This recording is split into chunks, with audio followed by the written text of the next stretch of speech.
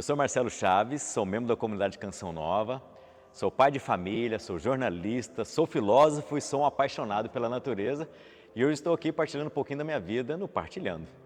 Eu sou natural de Divinópolis, em Minas Gerais, morei quase toda a minha vida lá. Teve um tempo da minha vida de infância que eu morei em Santa Luzia, região metropolitana de Belo Horizonte, mas ainda muito novo, me mudei novamente para Divinópolis, onde toda a família da minha mãe e a família do meu pai já moravam. E minha infância foi sempre uma infância muito familiar, foi muito de estar junto com a família, de conviver com a família. Família mineira tem muito disso, né? Aquela coisa meio enraizada assim, né? Todo mundo muito junto, muito misturado ali, aquela coisa bem família mesmo. E sempre muito próximo ao meu pai, muito próximo à minha mãe. Eu sou o segundo filho mais velho, tenho o Rodrigo, que é o mais velho, aí depois de mim tem o Márcio e depois tem o Fábio. Então essa vida de infância foi sempre muito assim em família, né? Vivendo junto, bem próximo aos avós, bem próximo aos tios, bem próximo aos primos. E dessa forma eu fui crescendo essa minha infância, tendo esse valor aí de família e de comunhão muito forte. Eu acredito que uma lembrança muito forte foi muita convivência do meu pai com a minha mãe. Isso é algo que eu nunca esqueço. É algo que eu até hoje vivo até com a minha esposa, com a Camila, não querendo copiar o que o meu pai e o que a minha mãe viveram naquela época que eu me recordava, que eu me recordo como infância. Mas é algo que eu vi que era bom, que era sadio, que era majestoso, que era grandioso. Meu pai e minha mãe, eles se abraçavam muito, eles se beijavam muito e eles gostavam de passar isso para os filhos, né? Esse amor de pai e mãe, de esposo e de esposa. E eu não me recordo de nenhum momento eu ter presenciado meu pai e a minha mãe brigando na frente dos filhos, ou muitas vezes vivendo algum aspecto de reconciliação ou de discussão. Eu não tenho essa recordação na minha mente nem no meu coração. Eu nunca vi isso. Mas eu sei que diante de um casamento isso muitas vezes acontece. Mas o que eles sempre repassavam para nós e que isso eu trago como uma marca muito forte de infância, foi sempre esse relacionamento muito aberto, muito sadio, muito fraterno, muito esposo, esposa, pai e mãe. E isso me marcou bastante. É uma marca que eu vivo e que eu trago hoje também para o seio da minha família. Sim.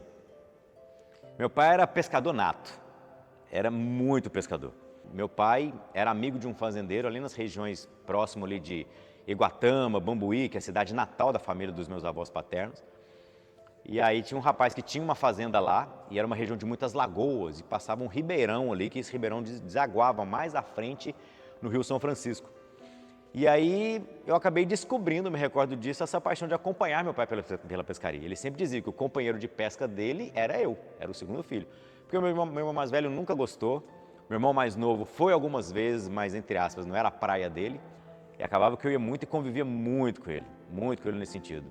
E eu acredito que foi a partir daí que começou a nascer esse meu amor, essa visão diferenciada pela natureza, né? De estar sempre envolvido em meio de mato, de árvores, de rio, de bichos, de peixe, de aspectos naturais muito exuberantes, né? Então eu percebo dentro da minha história que ali começou a nascer esse meu amor pela natureza nesse sentido. Criou que um laço bem forte, porque por mais que meu pai ia muitas vezes e me levava, ele também promovia a pescaria em família. Por mais que tivesse gente que não gostasse, ninguém ia pressionado, todo mundo ia porque era naquela época uma convivência de família. Então era um clima sempre muito agradável, muito gostoso, assim, sabe? Então acabou criando esse laço muito forte de família também nesse sentido e mais ainda eu com meu pai também nesse aspecto. Cheguei. Eu até brinco que o emprego que realmente de fato eu me formei é ser lavador de carro. Isso eu falo sem nenhum tipo como é que fala? De querer ter vergonha, algo nesse sentido. Muito pelo contrário, a pessoa que lava o carro de alguma pessoa é muito louvável. E desde muito cedo eu gostava de estar com meu pai lá. Gostava de ajudá-lo ou de vê-lo trabalhando. Aquela coisa de o filho que sempre almeja o pai como um grande herói, né? E eu sempre vivi isso muito com meu pai. Então eu vivi com meu pai ali e à medida que a gente foi crescendo, a gente começou a pegar gosto também, já foi meio que sabendo como é que se lavava alguma coisa ali, como é que se limpava alguma coisa aqui. Até que em determinada idade da minha vida, meu pai realmente perguntou se eu não queria ajudar, ou dar uma força para ele lá no lavador de carro, lavador do Carlinho. E vivi lá muito tempo, trabalhei com meu pai. Eu saí do lavador de carro do meu pai praticamente para vir para a Canção Nova. Eu estava com 21 anos quando eu vim para Canção Nova, vim para fazer 21. Eu devo ter trabalhado mais de 10 anos lavador de carro com meu pai. Foi muito tempo. Teve uma época da minha vida que minha mãe, entre aspas, brigava comigo pedindo para eu sair de casa, mas no sentido de sair para ir para alguma balada, para ir para alguma festa, não é que ela queria me expulsar de casa. Mas ela fala, Marcelo, você precisa sair, você precisa curtir um pouco a vida, estar com seus amigos, porque eu sempre trouxe essa formação muito forte de família de casa. Eu nunca vivi nenhum período perturbador na minha vida em termos de bebida, de droga, de vida promíscua, algo nesse sentido. Isso eu nunca vivi. E por mais que eu tivesse vivido uma época de ir para balada, de ir para discoteca, de estar com meus amigos, eu sempre fui muito certo, eu sempre fui muito justo. Eu não gostava de fazer coisa errada e muitas vezes não gostava de participar com outras pessoas de momentos que não me agradavam ou que eu tinha certeza que não me acrescentariam em nada na minha vida. Então eu sempre caminhei nessa linha, nesse sentido. Isso é algo meu, que eu tenho certeza que eu colhi dentro da minha história, diante desse relacionamento com meu pai, relacionamento com minha mãe, de muita verdade, sabe, de muita reciprocidade, de passar esses conceitos de querer fazer sempre a coisa certa, né, de ser uma pessoa certa, uma pessoa sadia, uma pessoa saudável.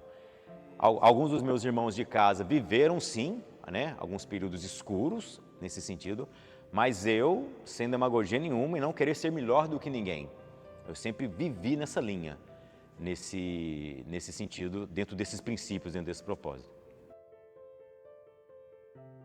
Sim, com certeza, com certeza. Meus pais sempre nos educavam, não vou dizer numa fé perseverante, numa fé contínua. Meus pais eram muito devotos de Nossa Senhora Aparecida, mas eu me recordo que não eram pais que iam à missa todos os domingos, né, com o pé de igreja, ou demasiadamente durante dias de semana. Mas eles eram sempre muito fervorosos em termos de oração, em termos de permitir que os filhos entendessem o que era uma religião. E, acima de tudo, de passar conceitos, de passar valores. Né? Por mais que meu pai tomasse a cervejinha dele ali, às vezes no fim de tarde, ou aos finais de semana, mas ele sempre passou valor. Então ele sempre disse, até aqui é correto, depois aqui não é mais correto. Então eu tenho certeza absoluta que toda essa vida que eu vivi fora daquilo que poderia ser de errado que pudesse me acontecer, com certeza são valores que eu consegui colher do meu pai e da minha mãe. Foi uma das grandes marcas que eu tenho na minha vida, ainda como adolescente, né? Porque você convive em família e está todo mundo ali. E aí quando vem aquela primeira experiência de morte e você entende que a pessoa não vai estar mais ali, é como se fosse uma folha na sua vida que vai estar sempre em branco. Então, quando a minha avó faleceu, que foi a primeira perda que eu tive familiar, foi um momento de muita confusão, de muita dor, sabe? De tentar compreender como é que funciona isso. Eu não me recordo quantos anos que eu tinha, mas foi muito estranho. Como é que é isso? Minha avó morreu, agora eu não vou ver mais minha avó? E aí você começa a entender de que nem tudo é para sempre nessa vida. E aí depois que a minha avó materna faleceu, o meu avô paterno, por parte de mãe, desculpa, materno, faleceu também, que era o vô Juca. E foram dores assim, realmente que deixaram marcas muito grandes mesmo. Depois veio o meu avô paterno, que faleceu. Quando ele faleceu, eu já estava aqui na Canção Nova. Foi realmente esse baque, esse choque de dor, realmente que eu vivi de experiência. Uma primeira grande experiência de dor na adolescência, assim, que é começar a perder os seus familiares e tentar compreender como é que era isso, né? E saber que um dia nós também vamos, né? Eu também iria. Mas como é que um adolescente calcula tudo isso na mente, no coração, e como é que consegue fazer uma leitura disso? Foi bem difícil na época. Sim, você começa a nomear, né? Você começa não somente a sentir aquilo que você está vivendo, mas você começa a dar nomes. E quando você começa a dar nomes que você identifica aquilo, não é que se torna mais fácil, mas se torna ainda mais verdadeiro de se conviver. Então você sabe que você vai viver, conviver, mas que um dia vai passar. Vai passar a dor que você sentiu, mas a saudade jamais passa. Para mim, ela jamais passa. Mas o fato de você aceitar aquilo tudo é realmente um passo de formação, um passo de maturidade, um passo de compreensão. E acima de tudo, de você entender que aqueles que estão ao seu redor, um dia também, né, irão. E nós também iremos, alguns à frente, né, outros a seu tempo. E até eu também de fortalecer mais em Deus o sentido da nossa própria vida. Eu quero estar em Deus hoje, porque ninguém sabe qual que é a hora. Não é porque eu sou mais novo hoje que pode dizer que eu vou só depois da minha bisavó que está lá. Talvez eu possa ir antes, né, nesse aspecto. Então, realmente, é um amadurecimento de fé muito forte. Foi. O meu irmão, o Fábio, ele hoje está com mais de 30 anos. E quando ele nasceu, ele foi diagnosticado, acho que uns 2 anos depois, com uma síndrome muito rara. Eu nunca me esqueço o nome dela, porque é um nome que eu até acho bonito, chama Cornélia de Lange. De acordo com os médicos na época, meu irmão acho que não viveria 5 anos. Não viveria 5 anos. E hoje ele está com mais de 30. Então, meu irmão, realmente, a cada dia, ele é um milagre. E meu pai, sempre em vida, cuidou muito dele. E quando o meu irmão nasceu, eu ainda estava em casa, eu me apeguei muito a ele mesmo. Até porque a minha mãe foi muito transparente com a gente. Os médicos disseram que seu irmão Fábio não vai passar dos 5 anos. Aí você, como é que é isso? Uma vida que nasce e já tem data certa para ir? Então eu me apeguei muito a ele, muito. Eu queria fazer valer com ele cada minuto, cada dia, cada semana, cada mês, para deixar marcado junto dele mesmo essa convivência. E os meus outros irmãos também foram assim, mas eu fui mais. Até porque, como eu disse, né, eu era muito caseiro, então eu gostava de ficar em casa, então eu fiquei muito com ele. Então o fato de dar banho, de trocar, naquela época não era igual hoje, que a fralda descartável, né? Era fralda de pano, calça plástica, se não me engano, que colocava por... Então eu sempre cuidei muito dele, dava banho, trocava as fraldas dele, sem nenhum tipo de nojo, sem nenhum tipo de, sabe, não gosto, mal. Não, era meu irmão. Então eu fazia isso com muito carinho, com muito agrado. E a cada ano que passa, eu vejo que o Fábio celebra mais um ano de vida, e por mais que você perceba que hoje ele tem mais de 30 anos, mas a idade dele cronológica, mentalmente, é de uma criança de menos de 5, mas ele vive a vida dele. Ele vive a vida dele, é maior que eu e vive o mundinho dele. Então eu vivi realmente essa história de vida bem peculiar ao lado do meu irmão, que sempre quando eu tenho oportunidade de ligar por vídeo, ele não fala, mas eu percebo no semblante dele que ele reconhece e fala, não, é meu irmão. Os olhos falam, justamente. Nunca tinha ouvido falar do nome Canção Nova. Mas depois de um certo tempo eu comecei a me sentir chamado a participar de grupo de oração.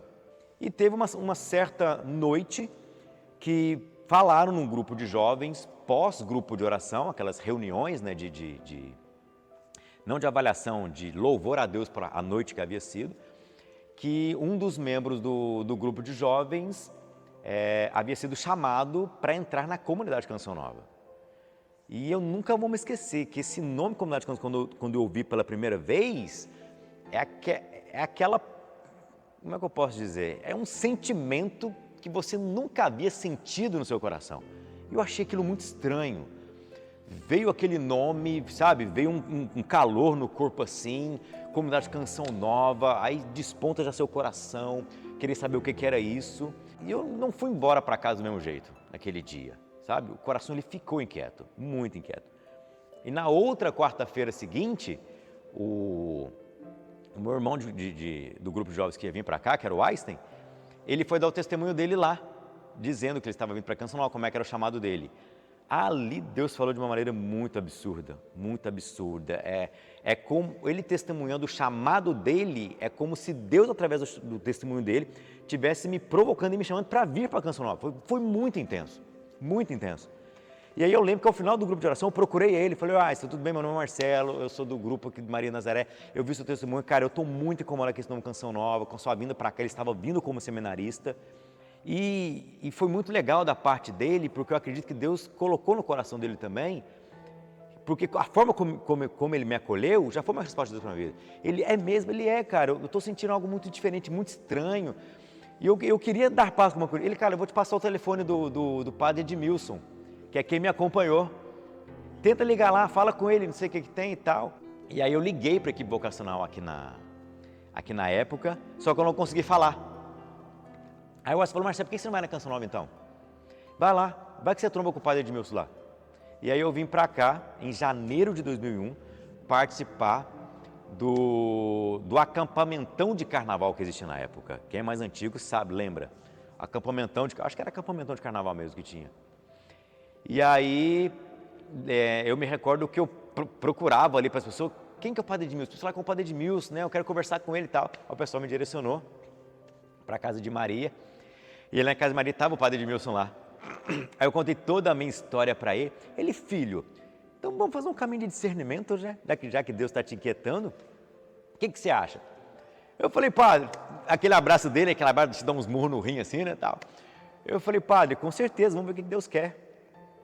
Ele, então, escreva uma carta, deixe comigo, e eu vou dar essa carta para a nossa equipe vocacional. Fala um pouco do seu testemunho, da que você está vivendo. Se for de Deus, eles vão entrar em contato com você, te convidando para o primeiro encontro. E ali no acampamento mesmo, escrevi minha carta, dizendo aquilo que eu estava vivendo no coração. Deixei, combinei com ele de encontrar com ele na casa de Maria, deixei com ele lá, pouco tempo depois entraram em contato comigo. E aí minha mãe falou, se é isso que Deus quer, vai meu filho, vá. E eu fui. E uma coisa que eu ouvi da boca até do próprio Padre Edmilson, e quando a gente entra para a Canção Nova, Deus assume o nosso lugar na nossa família. E eu deixei de fato Deus assumir, porque eu sempre fui muito família. E eu me recordo de uma primeira oportunidade que eu tive para ir para casa, eu não me recordo qual dia que era, se era dia das mães ou se era dia dos pais. Eu cheguei em casa já à noite, eu tinha que pegar um ônibus daqui para Belo Horizonte, de Belo Horizonte para Divinópolis. Eu cheguei em casa à noite e até hoje ainda tem a chave da minha casa. Falei, mãe, pode dormir, eu chego, eu abro a porta, minha cama está lá ainda, eu deito e durmo. Entrei em casa, deixei minha mala em cima da minha cama, falei para minha mãe, cheguei. Ela falou, mãe, não levanta, cheguei, vou só tomar uma água aqui, já vou tomar um banho e vou dormir. Que eu abri a porta da minha geladeira, não tinha absolutamente nada dentro da geladeira da minha mãe. Só tinha uma garrafa de água. Só isso. A minha vontade era de entrar para dentro da geladeira e fechar a porta.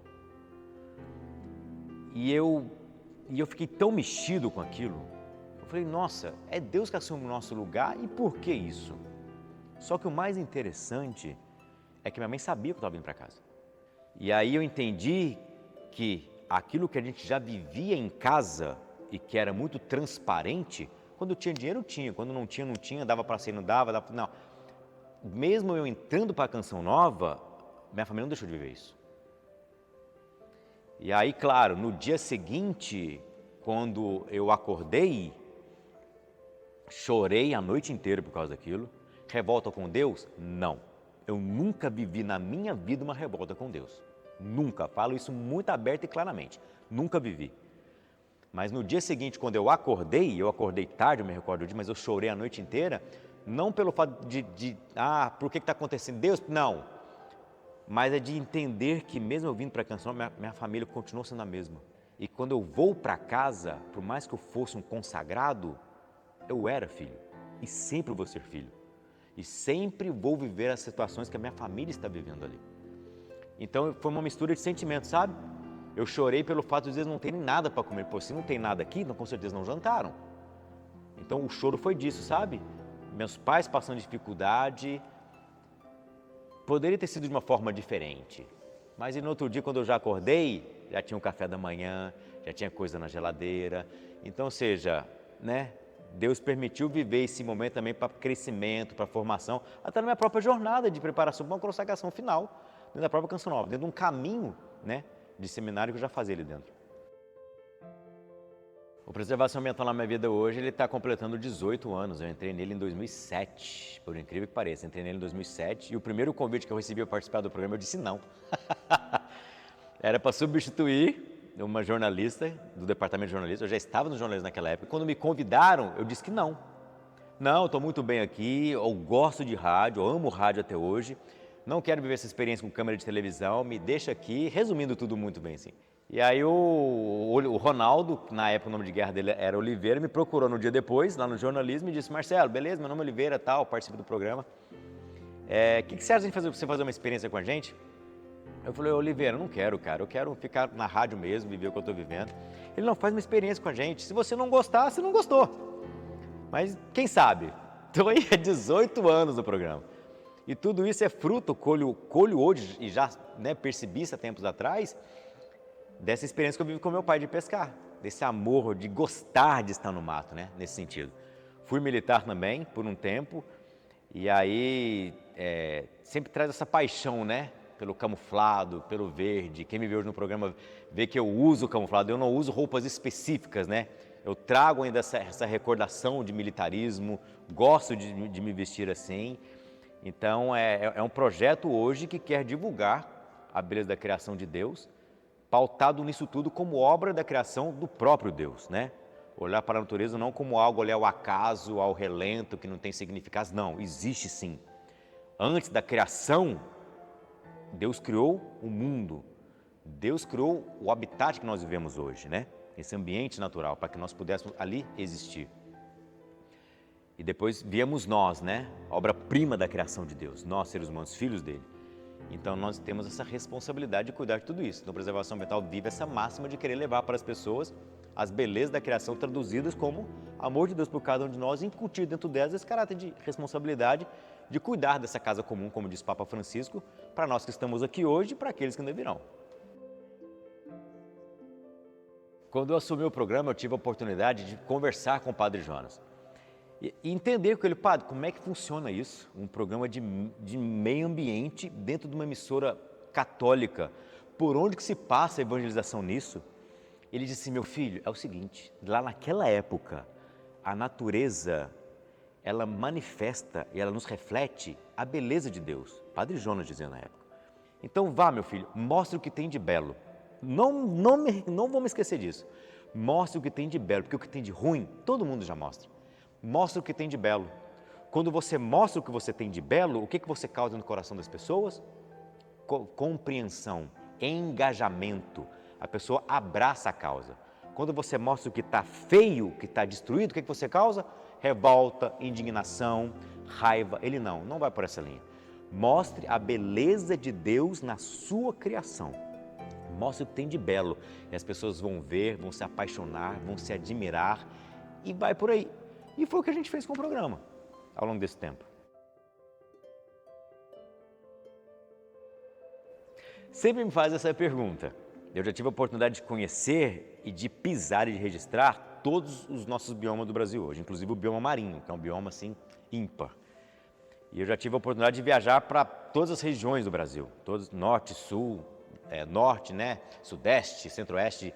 Graças a Deus, na providência de Deus, quis que eu pudesse estar nesse lugar para levar para as pessoas essa grandeza da natureza que nós temos aqui no Brasil e que é muito singular nosso nesse aspecto. O Brasil é maravilhoso em termos de natureza. E aí as pessoas me perguntam, Marcelo, qual foi o lugar mais bonito que você já foi? E eu falo sem medo de errar, não tem. Não tem. Ah, Marcelo, mas por que não tem? Porque em cada região a natureza reflete aquilo que ela tem ali de singular e que é belo. Talvez é você que esperava alguma coisa e foi para o lugar errado e achou aquilo feio, entendeu? Não adianta você falar que você quer ir para a Mata Atlântica, que é mata fechada, e você caiu no cerrado, entendeu? Então não existe, a natureza em cada particularidade, ela te apresenta aquilo que ela tem de belo. Todos eles refletem a grandeza, refletem a beleza, refletem o amor de Deus. É só olhar com cuidado que a gente se admira. Depois da capela, sim. Depois da capela porque as pessoas elas não podem se confundir, né?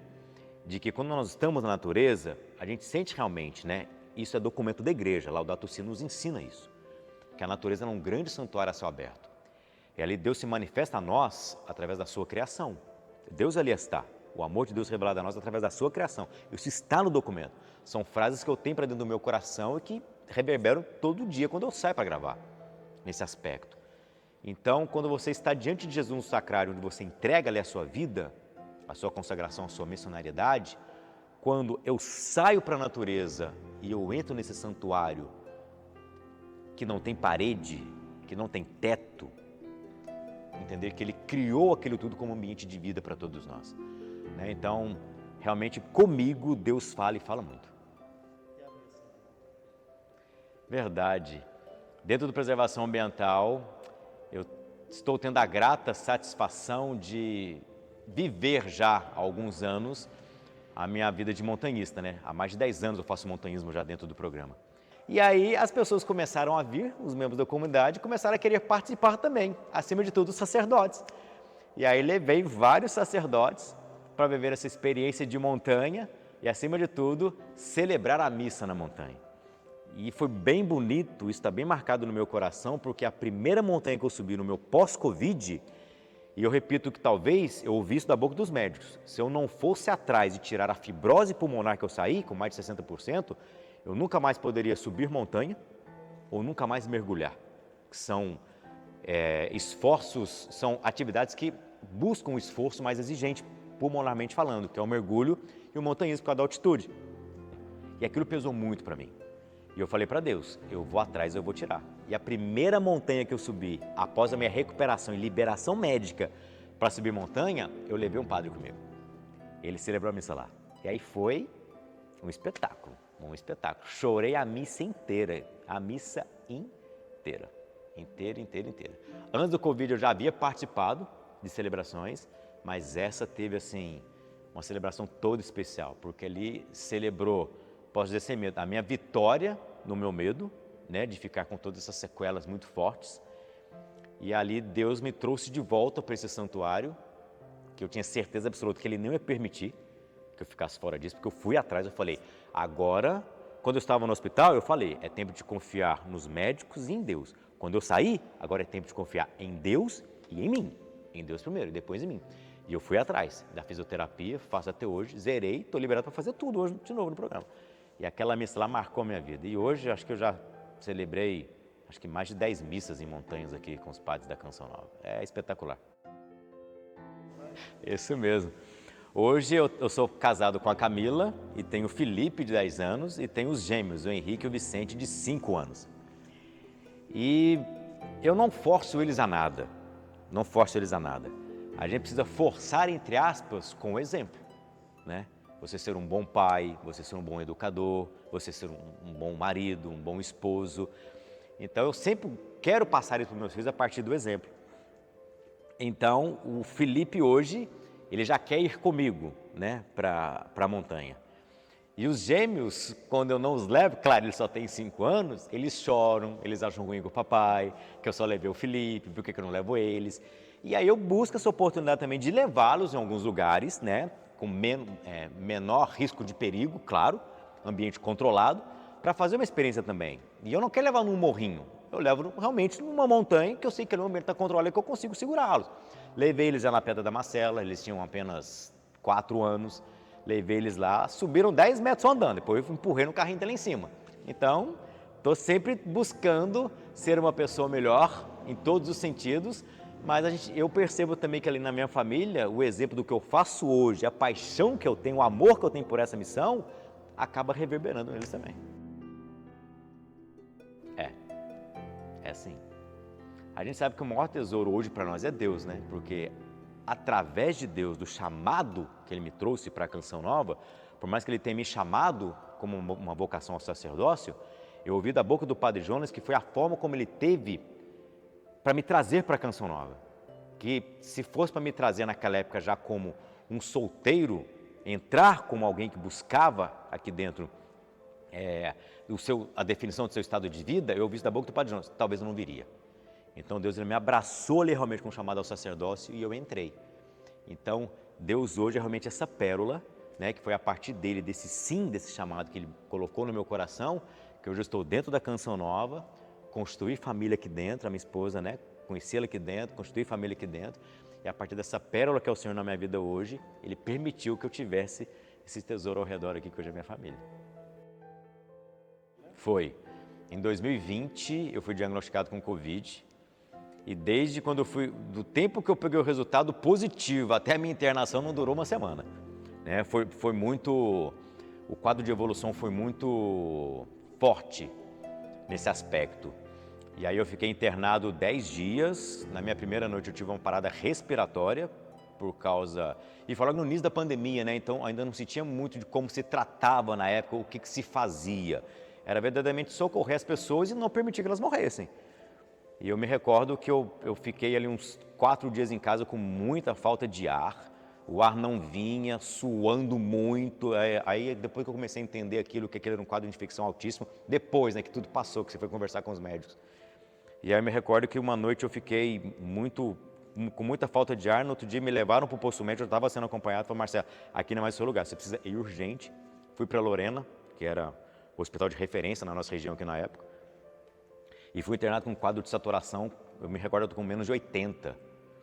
E a enfermeira falou que eu precisava ficar quieto, que eu poderia sofrer um AVC ou algo até pior. A minha vida corria um sério risco naquele momento. E do tempo que eu dei entrada ali, poucos minutos depois eu já estava na cama, já não tinha mais controle sobre meu corpo. Não tinha mais controle, já era um monte de aparelho ligado, já não conseguia mais conversar, não conseguia falar direito, a respiração não vinha. E aí do tempo que eu fiquei ali até ir para o quarto à noite, demorou bastante, porque era uma epidemia, né?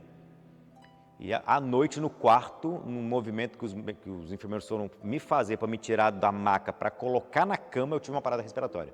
Meu pulmão, ele travou, ele não conseguia mais flexionar, nem inflar, por causa do meu comprometimento pulmonar, por causa do Covid. E ali, eu me recordo, até hoje, foi a minha oração mais sincera que eu fiz para Deus. Louvado seja Deus se eu for, louvado seja Deus que eu ficar. Eu estava só esperando ficar tudo preto. Tudo. Eu estava consciente, por mais que eu já não estava mais conseguindo falar.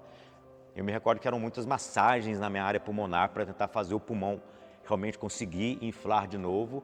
Mas foram assim, disseram que foram poucos segundos, mas para mim foi uma eternidade. Uma eternidade. Pode ser até estranho o que eu vou falar agora, porque eu não jogo fora, né? Cada um é cada um. Eu não condeno quem fala eu quero esquecer. Cada um vive a sua história. Mas é uma experiência que eu vivi de proximidade com Deus na enfermidade que eu não quero esquecer. Que eu quero sempre trazer esse relato de lembrança e de coerência para a minha vida, para permitir que eu continue sendo a pessoa que hoje eu quero ser pós o que eu vivi. De proximidade, de confiança em Deus, que eu não sei que se eu não tivesse passado por isso, se eu teria vivido. Verdade. Quando eu tive o Covid, os meus gêmeos eram recém-nascidos, estavam de 6 meses. E aí eu fiquei internado os 10 dias e quando eu voltei para casa, eu ainda fiquei dentro de casa, não me recordo a palavra agora, foi quase um modelo de internato, por mais 10 meses dentro de casa. Eu não podia ter contato com ninguém, eu não podia pegar um resfriado, senão o meu pulmão estava que nem uma folha, nunca me esqueço disso. Estava que nem uma folha. Se eu pegasse um resfriado, eu poderia ter sérias complicações. Só a partir do meu 8º mês que eu a partir do meu 5º mês que eu comecei a ir na clínica de fisioterapia. Os exercícios eu fazia em casa, acompanhado por vídeo, eu não podia sair, eu não podia ter nenhum mínimo de desnível de serras, mesmo na cidade. Era muito sério isso. Tive muitas arritmias problemas de pressão, não tinha fôlego para nada. E eu falo sem medo aqui, teve oportunidade que eu tive que tomar banho deitado dentro do box de casa, porque eu não tinha condições nem de ficar sentado. Isso, foram tempos assim de muita visita de Deus. E a Camila ali segurando toda a bronca junto e acima de tudo sozinha também. Com os meus filhos de 6 meses, Felipe, acho que de 7 para 8 anos, e eu me recordo, quando eu cheguei em casa, meus filhos não me reconheceram. Eu entrei dentro de casa, eu fui abraçá-los, eles não quiseram. Eles falaram para a mamãe que não conhecia. Tamanho o jeito que eu cheguei em casa, né? Menos 12 quilos de massa muscular. Era muita coisa. E eu sempre fui magro. E a Camila segurando tudo ali, segurando tudo. E eu lembro que a comunidade nessa época designou uma pessoa para ir, para dar banho nos gêmeos, fazer os gêmeos dormir. Aí você imagina nós, homens, em casa, eu só ficava sentado no sofá e tinha que ter uma posição específica e você não conseguia fazer nada. Na dica. Você não conseguia lavar uma louça, você não conseguia varrer uma casa, nada. Depois de 10 meses, eu comecei a lavar louça sentado num banquinho. E aí eu falo, eu vou esquecer um tempo desse? Jamais. Por mais dolorido que tenha sido, por mais sofrido que tenha sido, foi um tempo de Deus, Ele morou na minha casa comigo. Certeza absoluta, e Nossa Senhora ali intercedendo. Então eu digo, cada um é cada um, mas é um tempo que eu não quero esquecer. Porque foi um tempo onde Deus me formou muito, no Marcelo que eu sou hoje. pós-Covid e pós o que eu vivi. Eu não sou o mesmo Marcelo de antes da pandemia. Não sou mesmo. Foi muito difícil. Mas é nesse momento que a gente entende, né? O peso que a família tem, a responsabilidade que a família tem e um amor que tem ali que a gente não encontra em outro lugar. A minha esposa poderia ter pirado, desculpa o termo, de ter que fazer tudo.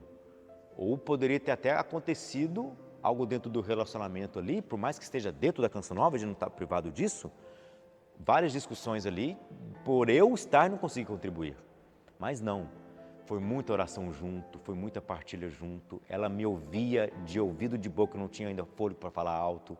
Foi muito difícil, foi, mas eu não descarto esse tempo não, foi um tempo de muita visita mesmo, de muita poda, sabe, de orgulho, de sensibilidade. Eu estou aqui hoje, se eu não ficar assim, eu talvez, se eu não viver isso hoje, talvez eu fique assim pro resto da vida. Eu falei, não, é tempo de confiar, é tempo de acreditar, eu vou atrás e vou resolver isso. E fui, graças a Deus, venci o Covid e venci também esse processo de restabelecimento. Certo. São Francisco de Assis. E não é porque ele é o patrono da natureza, não. É porque eu, acompanhando e lendo um pouco da história de São Francisco de Assis, eu me identifico muito com a missão que eu tenho hoje, com o programa Preservação Ambiental. Então, eu chamaria São Francisco para uma partilha. Por mais que a gente leia os livros dele e a gente consiga tocar mesmo nesse amor que ele tinha pela natureza, Mãe Terra, né, que ele chamava, eu gostaria muito de poder ter a oportunidade de partilhar com ele. Acredito que quando estiver na eternidade, eu vou procurar ele lá. Não sei se eu vou ter acesso, entendeu? Mas eu gostaria muito de conversar com ele nesse sentido, não para querer ser igual a ele, mas para trazer a formação e o amor que ele tem para a missão que o Marcelo Chaves hoje, enquanto missionário, à frente do Programa de Preservação Ambiental, tem com essa responsabilidade de tentar levar cada vez mais, assim como ele viveu e foi exemplo nesse sentido, do que significa a natureza para todos nós. Então, seria ele. Rapaz, confesso para você que eu nunca pensei nessa questão não, viu? Poderia tentar realmente entender com ele como é que era esse convívio de ver a natureza, não só como natureza, mas como obra da criação. Ele via muito além disso, muito além mesmo. E é aquela coisa, né? São imagens ou ambientes naturais que você não olha só com os olhos, né? Você olha com os olhos, mas você sente com o coração. E é algo que eu sempre tento nas minhas gravações, permitir que as pessoas possam sentir no coração, através das imagens, aquilo que talvez eu estou sentindo ali no momento. São Francisco ele não só sentia isso, ele vivia isso. Então talvez seria uma pergunta que eu gostaria de fazer para ele. Como é que você vivia, não sentia, como é que você vivia esse amor pela natureza na sua vida? Não faz. É uma frase minha?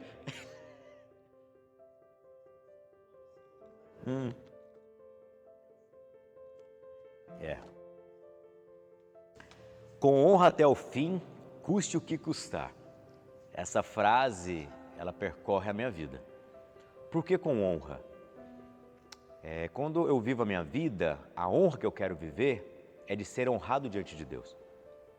É de realmente, quando eu passar para a eternidade, eu chegar no céu e eu trazer dentro do meu coração que eu vivi o que eu precisava ter vivido. Claro, buscando a minha adoração, buscando a minha confissão, buscando melhorar aquilo que precisa ser melhorado. Então, quando eu digo com honra até o fim, é eu buscar essa honra de ser um dia honrado diante de Deus. De Deus olhar para mim e dizer, meu filho, o que você viveu foi bom, foi ótimo, seu lugar está garantido no céu. E custe o que custar. Por que isso? Dizer não ao pecado, dizer sim para Deus em todas as circunstâncias, por mais, em N situações muitas vezes eu não entenda. Então custe o que custar. No Preservação Ambiental eu vivo muito isso, eu tenho que fazer alguma gravação, eu tenho que ir, Eu me preparo para aquilo. E o custo que custar é você ir, não é a todo custo sendo desrespeitoso com a natureza ou com aqueles que estão com você. Não, é você se preparando. Então, quando você fala com honra até o fim, eu quero ser honrado diante de Deus. Eu quero estar ali diante de Deus e ser fiel a Ele. E custe o que custar é diante daquilo que Deus me pedir para que eu possa ser cada dia uma pessoa melhor, buscando aquele modelo de santidade que a Canção Nova sempre nos impulsiona, que é a figura de Cristo. Então, é sempre com honra até o fim, custe o que custar. Acima de tudo, confiança em Deus, né? Confiança em Deus, acreditar no próximo, amor em família. Uma mensagem mais direta. Vivam o ser família, acredite na família. Ela tem sim valores muito honestos e muito peculiares e muito particulares a nos passar, que nenhum outro lugar a gente vai encontrar. A família, ela nos forma, ela nos molda e ela nos impulsiona a seguir em frente. E acima de tudo, acredite e confie em Deus. Que tudo que a gente vive na nossa vida, e hoje eu faço uma leitura disso, a partir da experiência que eu vivi com a minha família, mesmo ainda não sendo tão próximo de Deus nesse sentido, mas de depois viver o que eu vivi, então você viver realmente em família, acreditando em Deus e sabendo que o que é necessário para a nossa vida não é atingir o objetivo final, mas é sempre o próximo passo, é sempre ir adiante. É sempre adiante e ter na sua retaguarda esse Deus que nunca nos desampara e essa família que talvez por mais imperfeita que seja, ela vai estar sempre ali para nos acolher. Basta a gente se abrir a fazer uma experiência. Eu que agradeço a oportunidade, que a gente possa cada vez mais com as nossas partilhas levar a experiência de Deus, acima de tudo, formação para a vida das pessoas e colher delas também aquilo que Deus quer para cada um de nós. Eu que agradeço.